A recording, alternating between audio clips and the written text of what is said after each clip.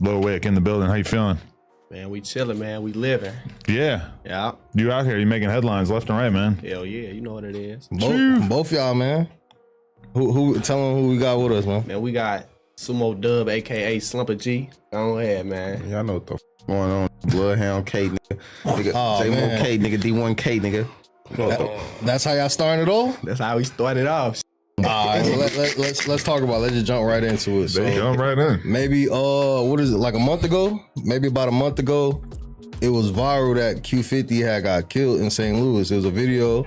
People thought he got shot outside in St. Louis somewhere, over $60,000.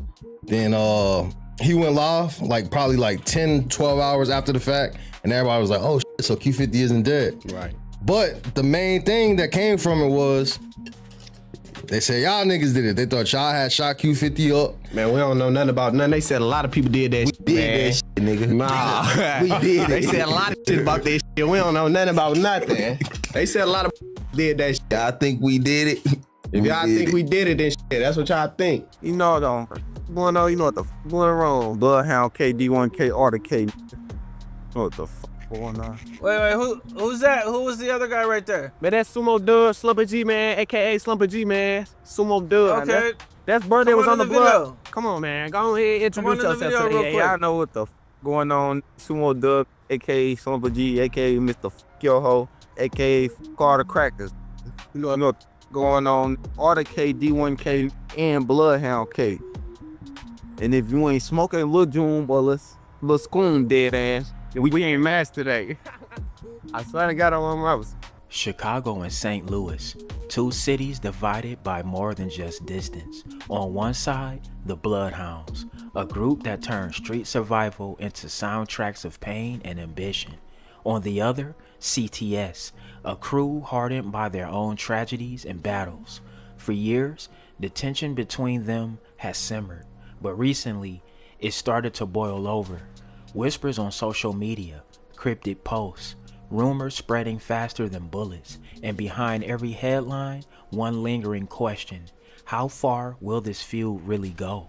Bloodhound Q50 rose from the streets alongside his late associate Lil Jeff. Together, they carved their names into Chicago's drill scene.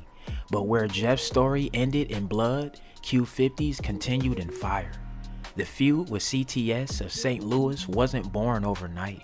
It was built on disrespect, layered insult upon insult, until what was once rivalry became something closer to war.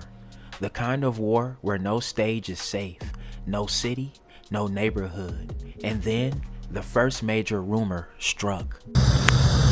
Yeah, man, tell their ass check on Q50, man. They done parked this shit down there.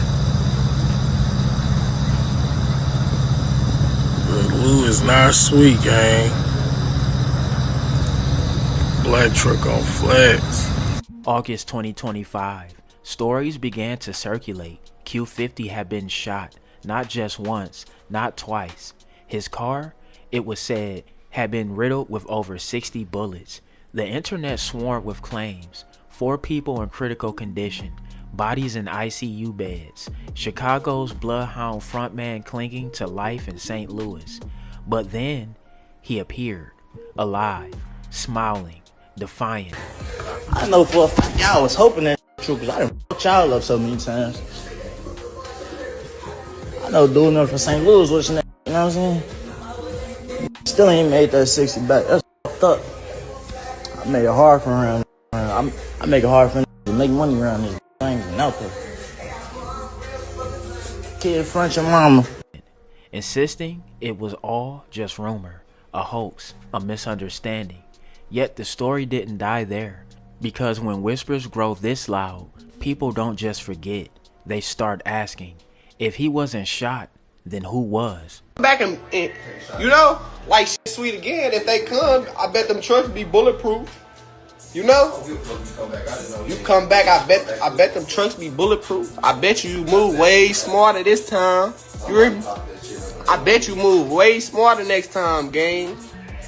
You can't come to the Lou bouncing ass, gang. On everything, you cannot come to the Lou bouncing ass. It's over with. What the? We ain't do shit to their ass. Talking about We tripping, talking about them on live. We ain't do nothing to him. We ain't do shit to him. They ain't do nothing to us. They ain't take our 60K. I'm just mad he ain't check. Shit. I'm pissed he ain't check, cuz. Y'all wanna screen record that, put it on the blog? Screen record this. We ain't do shit to they ass. I'm just mad he ain't check.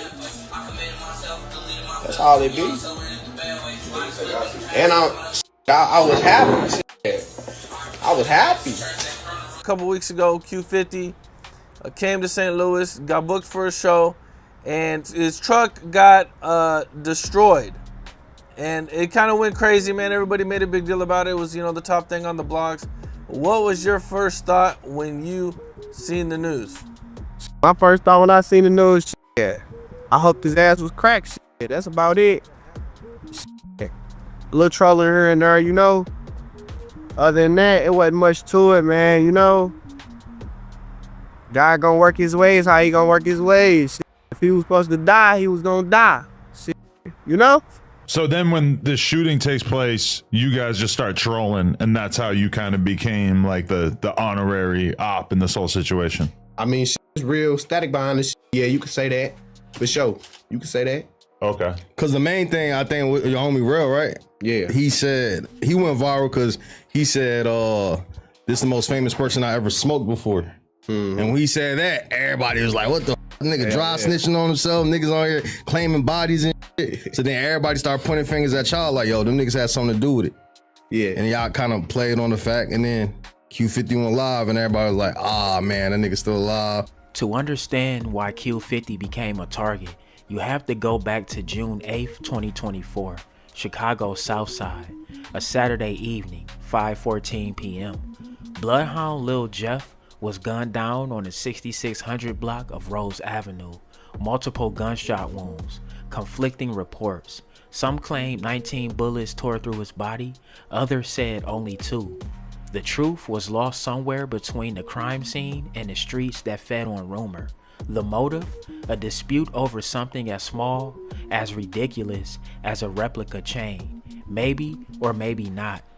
What was certain was this: his death left a vacuum, and Q50 stepped into it, carrying the weight of both grief and vengeance. There was a bunch of rumors that said that you were there when Lil Jeff got killed. Yeah, rumors, but nah. The world at large didn't really know about there being any kind of that's taken in this, really right? letting shit be known. Cause if motherfuckers ain't recognized shit, when it did start getting up, they brought out old blogs and shit. We saying we smoking Lil Jeff. We ain't taking shit back. We still smoking Lil Jeff. But Lil Jeff wasn't the only casualty. In July 2024, another young name was silenced: Lil Scoom. Just 18 years old, he'd been building momentum, flooding his fans with tracks, pushing his way towards stardom. But one night in Chicago, outside on East 89th Street, it ended. 2 bullets to the chest, a hospital bed he'd never leave. The details remain hazy. Scoom and another teen, Lil Will, got into an argument with a man no one seemed to recognize. Minutes later, Scoom lay dying. Will was bleeding in the backseat of an Uber. Police pursued a suspect that night, but like smoke, he slipped away. And with him went the answers to another killing with too many questions. Oh, mommy?